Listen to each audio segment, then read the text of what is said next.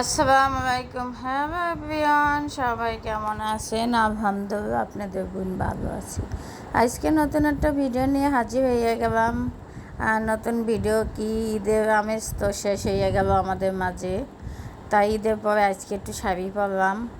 আর শাড়িটা পরা অনেক দিন আগে থেকে ইচ্ছা, কিন্তু পরতে পারি না, মনটা ভালো ছিল না, শরীরও ভালো ছিল না।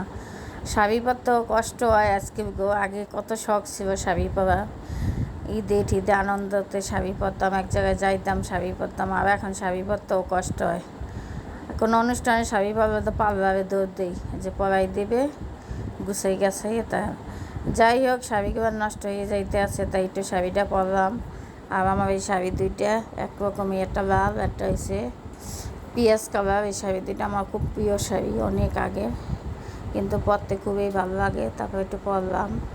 আর এই কালো শাড়ির গয়নাটা এটার সাথেও ম্যাচিং আছে, এই সেটের সাথে, এই জন্য পরলাম ম্যাচিং করে। আর কেমন লাগলো আমার শাড়ি পরা কমেন্টে সবাই জানাবেন। আর শাড়ি পরা কে কে পছন্দ করেন তাও কমেন্টে জানাবেন। আর শাড়িতে আমাকে মানায় না থ্রি পিসে মানায়, সেটাও কমেন্ট করে জানাইবেন।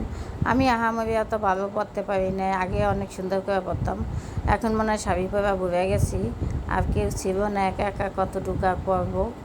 যাই হোক, আলহামদুলিল্লাহ, একা একা ঘরে কেউ ছিল না, একা একাই পড়ছি। তারপরও যেটুকু ভালো লাগছে পড়ছি আমার কাছে। আর নাই মারছে একা নামা। যাই হোক, কেউ না থাকবে কী করবো, নিজেরটা নিজেই পড়তে হয়।